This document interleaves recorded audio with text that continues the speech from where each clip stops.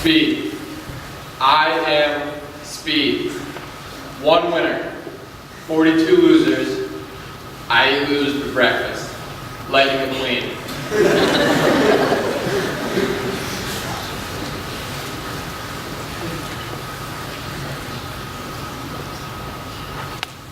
Be curious, not judgmental. Walt Whitman.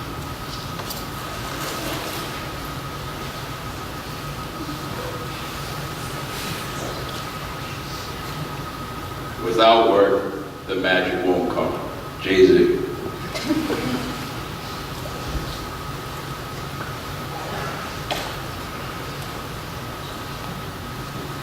Sometimes the road less traveled is less traveled for a reason.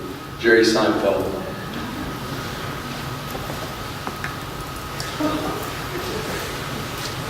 I wonder who's skipping right now.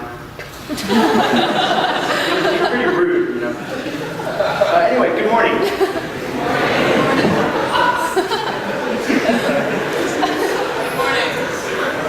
My name is Cameron Jury, and I'm a sixth form boarder from New York City. If you haven't seen me before, you've probably heard me. I have that kind of presence. So a few months later, I told my mom, who's sitting over there, hi Mom, that I wanted to give a chapel talk. She asked me what it was that I wanted to say to the entire school.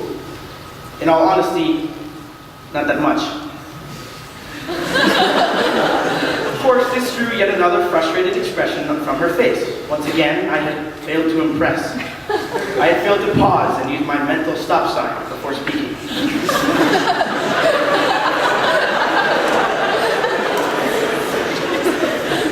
And then it occurred to me.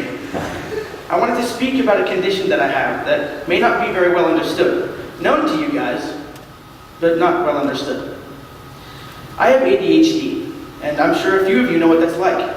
But I'm also sure many of you don't. So today, I thought we'd take a trip into my mind. I saw like 20 of you flinch.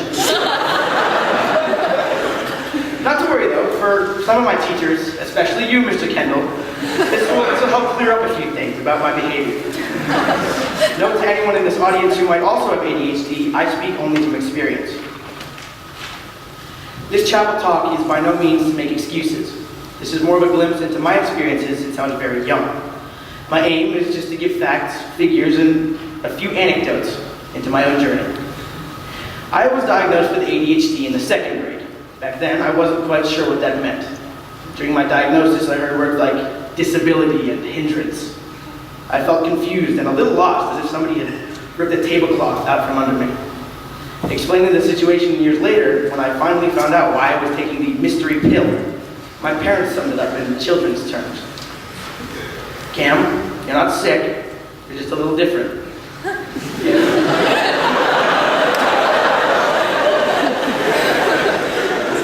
have to work a little harder than everyone else to succeed. In simple terms, imagine having all of your favorite TV channels playing at the same time in your head on full volume, drowning out like everything else. Which means that when I'm in a classroom, I'm not paying attention. Now, if any of you have ever met my parents, you know that they don't like when I make excuses. Misbehavior in class translates into control yourself, Cam. A bad grade means why didn't you study, Cam? And discipline, this is a good one. You should have slowed it down and stopped to think. Now, I know all of these phrases much better than most of you. That said, however, I believe that I've taken a little time to grow up. ADHD is by no means, at all, a path into being disrupted. It's a cause of my occasional inability to focus. Here's an example from last year in my pre-calc class with Mr. Doucette. During a drowsy first block, before my meds had fully kicked in, my head decided to completely shut down. The stench of expo markers filled my nose, and I began to study the posters of optical illusions on my wall, on Mr. Doucette's wall. I began to daydream. Objects on the shelf became animated and moved like something said of Toy Story. It was nuts. By the time I snapped out of it, I had no idea what sine and cosine were, and the block ended. And like about half of my other classes, I'd managed to fall behind. This would mean that another night of frantic studying to catch up would be in my hands. rinse and repeat, and this is my typical school year. This process has been going on for what, like 8 years now? I bet some of you who also have ADHD know what this is like to a certain extent. Now for some facts, the boring stuff. The average age of an ADHD diagnosis is 7, and 6.4 million children aged 4 to 17 currently have ADHD. And 4% of adults over the age of 18 live with that disorder. Unfortunately, I will probably be one of them. ADHD is not caused by poor parenting, too much TV, or allergies. Instead, as research shows, it's a brain-based disorder and highly genetic. Treatments can include medication, behavioral therapy, and educational support. Routines, schedules, and breaking down tasks can go a long way. Those are the facts. Now here's the science. Shout out Mr. Wiseman.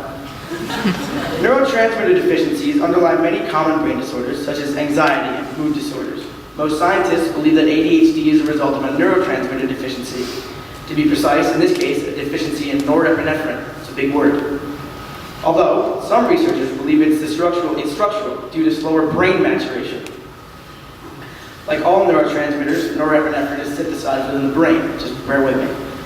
The basic building block of each of these molecules is DOPA, which then gets converted into dopamine, which then gets converted again into norepinephrine. It's hard to tell if the issue with ADHD lies with this deficiency. Forget it. Sorry, that was a lot. It was a lot. The good news, though, is that ADHD does react well to medication. Stimulants can improve the condition because they increase dopamine, which plays an essential role in attention and impulsivity. On the note of meds, I've personally gone through about 4 different types of them. I've faced a loss of appetite, lapses of emotional control, and constant fluctuations in my weight. Over the course of this medicinal journey, I've discovered a lot about myself, and upon settling on my current medication, which involves swallowing a capsule about the size of a 9mm bullet every morning, I finally managed to drown out some of the noise in my head, not voices. As someone who's considerably scared of complete silence due to the fact that I live in New York, the change was pretty daunting, but the medication allowed me to begin to rebuild myself. The myth of ADHD is that anyone with the disorder is not as smart as the guy or girl sitting next to you. The reality is anything but. In fact, there are many notable figures in history with ADHD dating back to Socrates. Some of the entrepreneurs, Andrew Carnegie, Henry Ford, Bill Gates, and scientists such as Albert Einstein had very severe ADHD. And not to mention countless athletes, celebrities, entertainers, and in fact most comedians have ADHD. Honestly, I've never had the honor of receiving an award for making sumas, and I probably never will. But just because that might be my reality, given my knack for having rough starts, there's a silver lining to every situation. Okay, take it from me. In the past year, I've heard, Cam has immense potential about 50 times. The thing is, this isn't because I'm the smartest person in the room, because I'm not. This is because I know how to multitask and ask the right questions, and I know how to provide some decent insight onto certain issues. People with ADHD can counterintuitively focus on what they're most interested in. I once read an interview in the New York Times that featured Elon Musk. Upon discussing his recent decision to delve into neuroscience, a field that I actually find quite interesting, he admitted that when it came to the subject at hand, he wasn't the smartest person in the room by a long shot. However, by asking the right questions and knowing when to admit that he had no clue, he slowly but surely built his own pool of knowledge and became almost as good as the doctors and experts he would soon be collaborating with. It's been almost 2 years since I read that article, but it's always stuck with me. Asking questions to gain knowledge is a tool that I use as a workaround to my ADHD. Many of you know me as the person that says and asks what everyone is afraid to. Sometimes it's good. Sometimes that's pretty bad. Mentioning that stop sign earlier, my mom and dad just adore using the phrase, Cam, use your stop sign. After hearing this reminder about almost every week since the age of 8, my mom knows very well that it's gotten on my nerves. However, despite my hardest efforts, I have learned that the stop sign can actually save me when I'm about to make an impulsive or stupid decision. By learning and becoming more aware and maybe even a little more mature, I've begun on a long journey of trying not to be as disruptive. As part of this journey, I actually want to talk about and thank some of the people that have helped me and have been very patient with me. To my teachers, especially Madame Berrion, I'm sorry. I'm a work in progress and a huge handful. To quote Mr. Hughley, after you've had Jerry once, it's quite enough. Look, ADHD is different for everyone. I'm a pretty unique case, if you couldn't tell. Anyone I hang out with can tell you that. These guys behind me, they all deserve medals for putting up with me for this long. But honestly, I couldn't ask for a better group of friends. Many people who haven't met me or know me well enough believe I enjoy being the center of attention, no matter if that was good or bad. And I acknowledge that there were times that I should have kept my mouth shut. In reference to my teachers, again, you have given me the tools that I need to succeed in both the classroom, in and out. I'd like to thank my advisor, Mr. D, most of all, for guiding me and having so much more patience with me than I deserve. Thank you.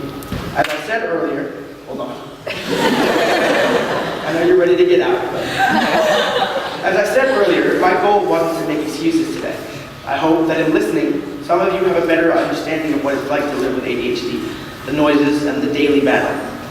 ADHD is who I am, but I don't want it to define me. Thank you.